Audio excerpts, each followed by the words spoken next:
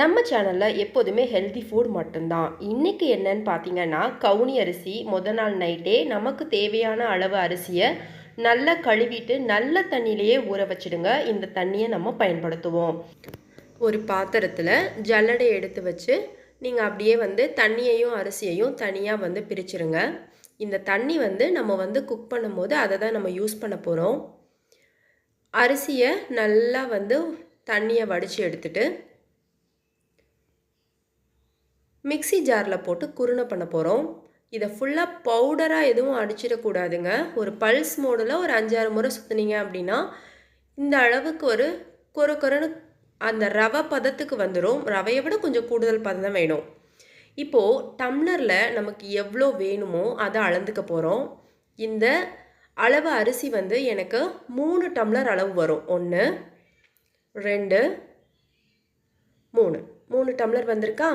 இந்த 3 டம்ளர் குருணைக்கு நான் 3/4 டம்ளர் அளவு பாசிப்பருப்பு இதை நல்லா கழுவிட்டு இதோட சேர்த்துடலாம். தண்ணி அளவு ரொம்ப முக்கியங்க. நம்ம ஊற வச்ச தண்ணி எடுத்து வச்சோம்ல, அதை தான் முதல்ல நம்ம அளந்து ஊற்ற போகிறோம். 1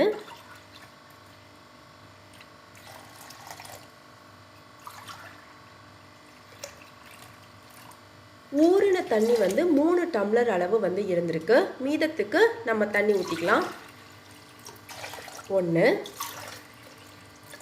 2 இந்த பருப்பு போட்டிங்கள்ல அதோட சேர்த்து மொத்தமாக 5.5 டம்ளர் அளவு தண்ணி, இதோட உப்பு சேர்த்துட்டு ஒரு துண்டு இஞ்சியை பேஸ்ட்டாக அரைக்கணும்னு அவசியம் கிடையாது.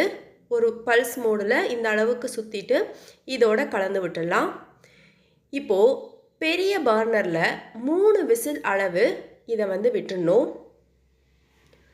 விசில் முடித்த பிறகு சின்ன பர்னரில் 10 நிமிஷம் சிம்மில் போட்டுடுங்க. ஒருவேளை பழைய அரிசி வேகலை அப்படின்னா பிரச்சனை கிடையாது. எக்ஸ்ட்ரா ஒரு டம்ளர் தண்ணி போட்டு நீங்கள் சிம்மில் 10 நிமிஷம் போட்டுடலாம். இப்போது தாளிப்புக்கு இது நெய் மட்டும்தான் நான் வச்சு தாளிக்க போகிறேன். 2 குழிக்கரண்டி அளவு நான் நெய் எடுத்திருக்கேங்க. நான் இதில் எண்ணெய் ஆட் பண்ணலை. நீங்கள் எண்ணெய் போடணும்னு நினச்சிங்கனாலும் போட்டுக்கோங்க. நம்மளோட விருப்பத்துக்கு ஏற்றாப்புல முந்திரி பருப்பு இதோட சேர்த்துடலாம். அதுக்கப்புறமா ஜீரகம் ஒரு 20லேருந்து 25 மிளகு. இதுக்கு ஓரளவுக்கு நல்லா வெடித்த பிறகு ஒரு பச்சை மிளகாயை 2ஆக கீறி இதோட சேர்த்துருங்க. 2 கொத்து கருவேப்பிலையை இதோட சேர்த்துடலாம். இந்த தாளித்த தாளிப்பை பொங்கல் மேலே எடுத்து கொட்டிடலாம். ஹெல்தி டயட்டில் இருக்கவங்களுக்கும் சரி, குழந்தைங்களுக்கும் சரி, சூப்பரான ரெசிபி. ட்ரை பண்ணி பார்த்து எப்படி இருக்குன்னு சொல்லுங்கள்.